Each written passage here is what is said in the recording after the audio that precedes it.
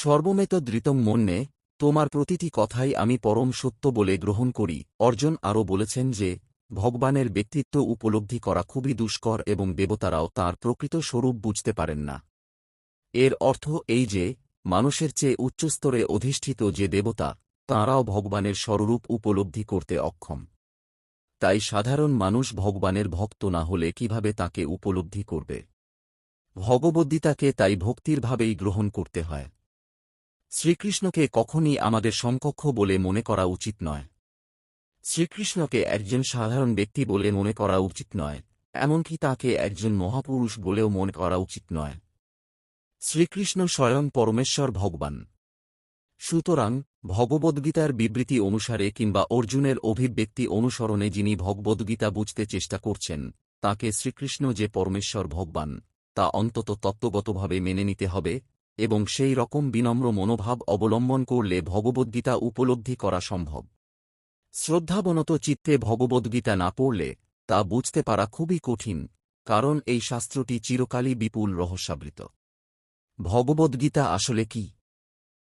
ভগবদ্গীতার উদ্দেশ্য অজ্ঞানতার অন্ধকারে আচ্ছন্ন এই জড় জগতের বন্ধন থেকে মানুষকে উদ্ধার করা।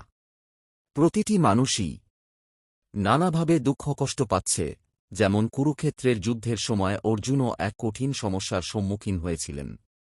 অর্জুন ভগবানের কাছে আত্মসমর্পণ করলেন এবং তার ফলে তখন ভগবান তাঁকে গীতার তত্ত্বজ্ঞান দান করলেন। এই জড় জগতে কেবল অর্জুনই নন, আমরা প্রত্যেকেই সর্বদা উদ্বেগ ও উৎকণ্ঠায় জর্জরিত এবং এর কারণ জড় অস্তিত্ব। এই জড় জগতের অনিত্য পরিবেশে আমাদের যে অস্তিত্ব, তা অস্তিত্বহীনের মতো।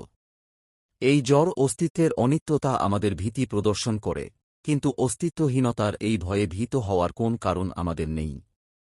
আমাদের অস্তিত্ব নিত্য, কিন্তু যে কোন কারণবশত আমরা অসৎ সত্তায় আবদ্ধ হয়ে পড়েছি। অসৎ বলতে বোঝায় যার অস্তিত্ব নেই।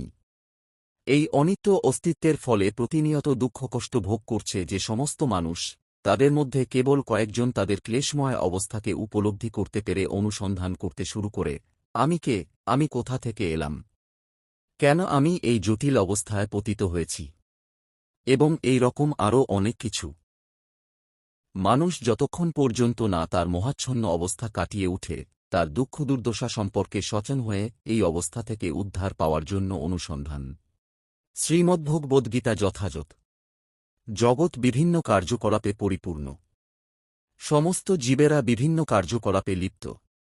ভগবদ্গীতা থেকে আমাদের জানতে হবে ভগবান কে, জীব কি, প্রকৃতি কি, ভৌতিক জগৎ কি এবং কিভাবে তা কালের দ্বারা পরিচালিত হয় এবং জীবের কর্ম কি।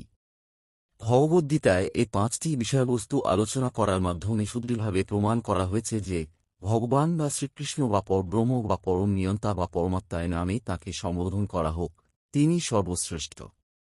সমস্ত জীবই পরম নিয়ন্তার মতোই গুণগতভাবে সমান। যেমন জড় প্রকৃতিজাত এই বিশ্ব ব্রহ্মাণ্ডের সবকিছু ভগবান নিয়ন্ত্রণ করছেন, যা ভগবদ্গীতার শেষ অধ্যায়গুলিতে বর্ণনা করা হবে। জড় প্রকৃতি স্বাধীন নয়, পরমেশ্বরের নির্দেশে তাকে কাজ করতে হচ্ছে। সে সম্বন্ধে শ্রীকৃষ্ণ বলেছেন, ময়াধ্যক্ষেন প্রকৃতি শুয়েতে সচরাচরম, এই জড় প্রকৃতি আমার অধ্যক্ষতায় ক্রিয়াশীল। আমরা যখন ভৌতিক জগতে বিস্ময়কর অনেক কিছু ঘটতে দেখি, তখন তার পিছনে একজন নিয়ন্তা রয়েছেন বলে আমাদের বোঝা উচিত। নিয়ন্ত্রিত না হলে কোনো কিছুরই প্রকাশ হতে পারে না। নিয়ন্তার কথা বিবেচনা না করাটা শিশুসুলভ নির্বুদ্ধিতা। একটি শিশু যেমন একটি মোটর গাড়ি চলতে দেখে মনে করতে পারে যে কোন ঘোড়া বা পশুর দ্বারা চালিত না হয়ে মোটর গাড়িটি নিজে নিজে চলছে, কিন্তু পরিণত বুদ্ধিসম্পন্ন যে কোন মানুষই মোটর গাড়ির কারিগরি ব্যবস্থাপনার কথা জানে, সে সর্বদাই জানে যে একজন মানুষ বা চালক সেই ব্যবস্থাপনার পিছনে থেকে গাড়িটিকে চালিয়ে নিয়ে যাচ্ছে। তেমনি পরমেশ্বর ভগবানও এই ভৌতিক জগতের সমস্ত কিছুর পরিচালক, যার অধ্যক্ষতায় সবকিছু ক্রিয়াশীল হচ্ছে। ভগবান জীবকে তাঁর অবিচ্ছেদ্য অংশরূপে স্বীকার করেছেন, যে বিষয়ে ভগবদ্গীতাতে বিশদ আলোচনা করা হয়েছে। এক বিন্দু সমুদ্রের জল যেমন গুণগতভাবে সমস্ত সমুদ্রের জল থেকে অভিন্ন, এক কণা সোনাও যেমন সোনা, ঠিক তেমনি জীব পরম নিয়ন্তা বা ঈশ্বর বা ভগবান শ্রীকৃষ্ণের অপরিহার্য অংশ হবার ফলে ভগবানের সমস্ত গুণই তার মধ্যে অনুপরিমাণে বিদ্যমান, কেননা প্রতিটি জীবই ক্ষুদ্র ঈশ্বর, অধস্তন ঈশ্বর। আমরা প্রকৃতির উপর কর্তৃত্ব করার চেষ্টা করছি, যেমন এখন আমরা অন্তরিক্ষ অথবা অন্যান্য গ্রহ নিয়ন্ত্রিত করবার চেষ্টা করছি। আর এই প্রচেষ্টা স্বাভাবিক, কারণ কর্তৃত্ব করার এই গুণ শ্রীকৃষ্ণের মধ্যেই বিদ্যমান। কিন্তু প্রকৃতির উপর কর্তৃত্ব করার প্রবণতা আমাদের মধ্যে থাকলেও আমাদের বোঝা উচিত যে আমরা পরম নিয়ন্তা নই। ভগবদ্গীতাতে এই বিষয়ে বিশদ ব্যাখ্যা করা হয়েছে।